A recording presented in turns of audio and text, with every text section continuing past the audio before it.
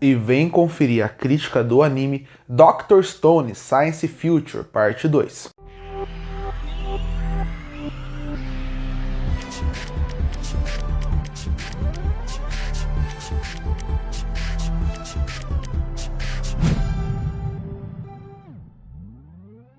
E terminou o anime da temporada de julho de 2025 chamado Dr. Stone Science Future Parte 2. E se você não sabe por que a parte 2, é porque Dr. Stone está dividindo a sua última temporada em 3 partes, como muitos animes estão fazendo hoje em dia. Em vez de eles contarem em uma temporada todo o último arco, eles resolvem dividir em partes. Assim o anime dura mais tempo, eles têm mais tempo de produção para poder deixar da melhor forma possível. E por que é muito importante destacar isso no começo do vídeo? Porque eu acredito que a parte 2, ela é a que sempre vai sofrer mais. Porque quando você pensa que você tem um arco, que ele foi planejado pelo autor para ser uma continuidade, com começo, meio e fim, quando você divide isso em 3 partes, a parte do meio ela sempre vai sofrer mais. É como você assistir uma trilogia de filme. Claro, existem segundos filmes excelentes em trilogia de filme, mas você pode reparar que um segundo filme ele é o que menos vai acontecer coisas, talvez, porque ele é aquele filme que ele vai ter que mais a função de levar a história para o final.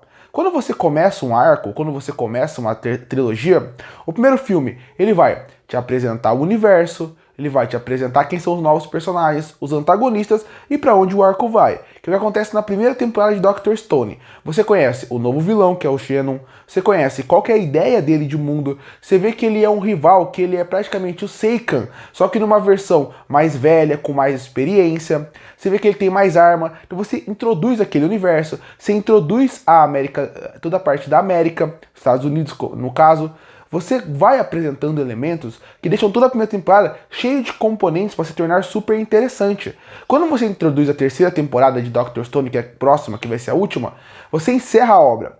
Então ali é onde vai estar os principais conflitos da temporada, é onde vão estar o último vilão, as últimas tecnologias, os momentos mais emocionantes do mangá provavelmente estão ali, porque ele é o final da obra.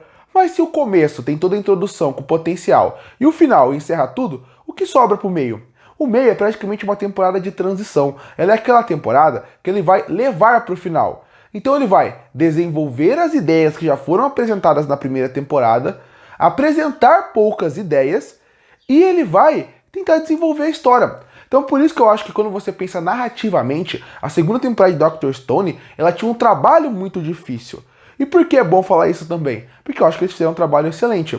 A temporada como um todo, quando você vai assistindo, ele consegue manter o que de melhor existe em Dr. Stone, que seriam os seus personagens e as suas invenções. A história em si, ela não é tão cativante como nas outras temporadas, porque, de novo, é uma temporada de transição. Nada vai ser concluído aqui. Pouca coisa vai ser resolvida aqui. Tanto que você pode ver quais são os melhores episódios da temporada, os mais marcantes, o que ficou o melhor. São os 2 últimos, porque é o que tem os momentos mais emocionantes, os mais interessantes, que mostra uma evolução por causa da personagem da Suika. Mas quando você pensa os outros 10 episódios até chegar lá, você vê que é uma temporada que ela mais fica tentando desenvolver as ideias apresentadas, como aquele olho da serpente, que agora existem vários, como algumas investigações ali e aqui, como a relação Seikan e Shannon, que acaba ficando mais interessante. E só fica mais legal, a temporada só fica mais dinâmica e mais interessante, porque existe o barco dos Estados Unidos que está atrás deles. Então cria uma tensão e uma coisa que para você, como público, fica tenso pensando, será que eles vão chegar ali ou não? Então para mim essa temporada ela é boa, o final dela é excelente, inclusive eles trabalham muito bem todo o conceito que tem que ser para mostrar como a ciência vai evoluindo o mundo, inclusive o gancho para a terceira temporada é ótimo, porque ele mostra que agora a gente vai para o patamar que a gente espera desde o começo da primeira temporada, mas os 10 episódios até chegar lá são episódios bons, divertidos, que funcionam bem, porque os personagens são carismáticos, porque o Shannon e o Seikan acabam trazendo um novo dinamismo para a obra. Mas quando você pensa como um todo, se nos 3 últimos episódios, os 2 últimos, o anime seria uma segunda temporada só mediana, e não por culpa da parte técnica, e não por culpa da adaptação, mas culpa de quem resolveu dividir em 3 partes. Claro, existem animes que estão dividindo em partes, só que aí o mangá dele tem tanta ação no meio do caminho que você meio que aceita. Acaba ficando mais interessante. Aqui isso acaba gerando um problema. De novo, uma ótima temporada por causa do seu final, boa por causa do seu meio, mas que eu acredito que, se fossem 2 temporadas, cada uma com 25 episódios, talvez você visse um desenvolvimento maior em questão de narrativa. A narrativa talvez fluísse melhor. E gente, eu tô falando, parece que a temporada é ruim. Não, eu me diverti muito e gostei muito dela. Mas eu tô falando isso porque eu sei o quanto o anime se prejudica, considerando como ele foi dividido em 3 partes. E um arco em 3 partes é como se fosse um primeiro, segundo, terceiro ato de um filme, ou introdução, o meio e o final de um livro. Quando você percebe que o meio ele vai servir para desenvolver as ideias e apresentar conflitos para o final da obra. Ele acaba sofrendo porque na visão geral de Dr. Stone, talvez essa temporada tenha 2 episódios muito marcantes de uma temporada que acaba só tendo que desenvolver coisas e não apresentar novos elementos. E isso acaba sim se tornando um problema, porque acaba enfraquecendo a temporada em muitos pontos. Tanto que a dinâmica entre Seika e Shannon, que eu tô elogiando, ao mesmo tempo que é boa, também até enfraquece um pouco um dos principais conflitos que tem na temporada. Um outro problema que eu vejo em Dr. Stone, e isso não é dessa parte do anime como um todo, é a quantidade de personagens e também um outro elemento é a falta de coragem em alguns momentos. Porque o que eu falei, os principais elementos que funcionam em Dr. Stone estão aqui, que é a parte das invenções, que é o ótimo ritmo do anime, que é os personagens carismáticos, que é a boa comédia, isso funciona. Mas existem 2 elementos que para mim Dr. Stone precisava ser um pouquinho mais ousado, porque eu acho que faz falta. O primeiro seria morte de personagens. Ninguém morre em Dr. Stone. Personagens ficam à beira da morte, mas continuam vivos.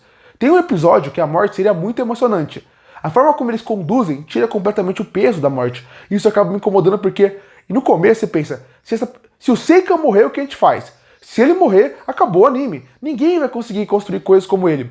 Hoje em dia, um personagem leva tiro e você pensa, não importa, ele vai usar o fluido e o cara vai voltar. Então esse é um problema, a falta de peso nesse ponto. Até a perseguição para mim fica mais fraca em alguns pontos, porque eu sabia que ninguém ia morrer. Essa falta de um peso da morte em vários momentos me incomoda em Dr. Stone. Teve um personagem que quase morreu na segunda temporada, que eu não vou mencionar aqui, mas ele quase morreu. Eu fiquei emocionado e triste com a morte dele. Depois daquela temporada, ele já quase morreu umas 4 vezes e ele nunca morre. E a outra coisa que me incomoda é a quantidade de personagens. Eu acho que o anime, o mangá como um todo, ele tem muitos personagens em tela. E que no começo eram muito interessantes, mas ao longo dos arcos eles vão perdendo sua função. Eles vão perdendo seu interesse. E isso é normal em mangá shonen. Quando você tem mangá shonen, você tem os personagens principais. Quando eles vão evoluindo, os personagens que são os principais vão ficando muito fortes e aqueles que foram introduzidos normalmente vão sendo jogados de lado. Só que em manga shonen, normalmente esses personagens jogados de lado, eles nem participam do arco. Em Dr. Stone, todos estão lá. Todos têm uma função. Se você tirar a Suika, que funciona como alívio cômico, o Seikan, você tira o Kakezi, que ele é o cara que constrói as coisas, que também tem importância, o resto dos personagens vai muito perdendo a importância. Um ou outro serve muito como exposição pro Seiken explicar uma coisa pra ele. Mas de resto, é um anime que até isso me incomoda, porque são tantos personagens interessantes que a gente foi crescendo ao longo das temporadas, que quando chega aqui, você meio que joga eles de lado completamente. E isso não é nessa parte, é nas últimas 2 temporadas. São tantos personagens que acabam meio que mais não tendo função do que inventando alguma coisa ali. Então isso é um problema. Dr. Stone na parte 2, ela é uma ótima segunda parte. Eles conseguiram fazer uma temporada boa com pouca coisa que eles tinham em mão, com um final excelente. Mas é inegável, se fossem 2 temporadas, cada uma com 25 episódios, eu acho que o arco seria até adaptado melhor. E algumas coisas ainda me incomodam. Apesar da ótima trilha sonora, eu gosto muito da estética que eu acho que combina perfeitamente com esse universo. Concluindo, a segunda parte do Dr. Stone faz um ótimo trabalho considerando o que eles tinham em mão, que seria adaptar metade de um arco. E por isso que eu fecho a segunda parte da última temporada de Dr. Stone com uma nota 7,5 de 10. Curte e fortalecer o canal, se inscreve para não perder os próximos vídeos. E aí, o que achou da parte 2 da última temporada de Dr. Stone? Comenta aqui embaixo. Eu volto no próximo vídeo.